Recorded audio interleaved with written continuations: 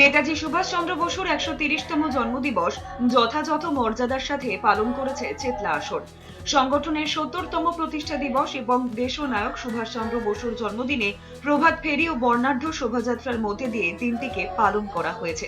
এই শোভাযাত্রায় অংশগ্রহণ করেছিলেন সংগঠনের শিশু থেকে শুরু করে সমস্ত স্তরের মানুষজন।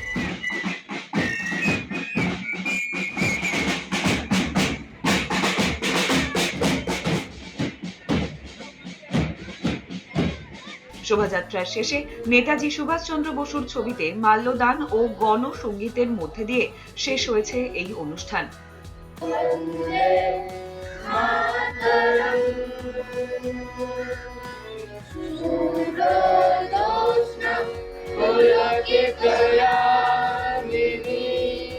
Sinjini report, S news.